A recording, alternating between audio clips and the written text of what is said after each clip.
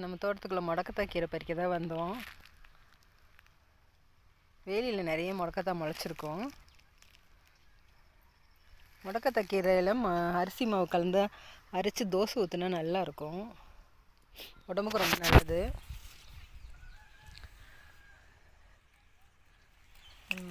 வேலியில் நல்ல மழை காலத்தில் வேலியில் நிறைய முளைச்சிருக்கும். கொஞ்சம் கவனமாக பறிக்கணும். முள் இருக்கும், பூச்சி இருக்கும். இந்த இது பாருங்கள், இதை தான் முடக்கத்தான். தெரிஞ்சிருக்கும் நிறைய பேருக்கு.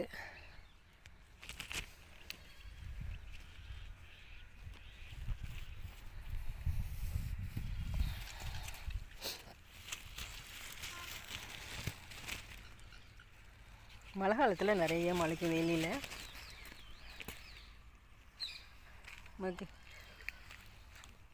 நம்ம இந்த கீரையை அரைச்சி தோசை மாவில் கலந்து தோசை ஊற்றினோம்னா நல்லாயிருக்கும். தோசை நல்லாயிருக்கும், உடம்புக்கு ரொம்ப நல்லது. இந்த கால் வலி, கை வலி இதெல்லாம் நல்லா கேட்கும். இந்த இங்கே இருக்கு.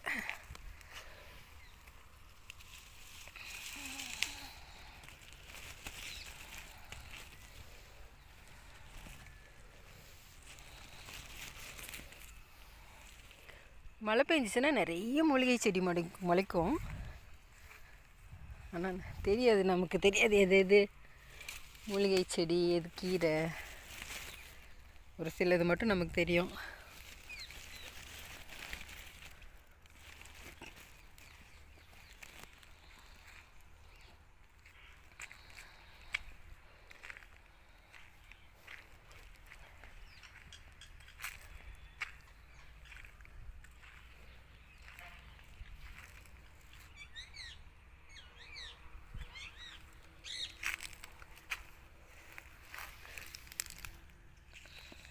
இதுதான் விதை.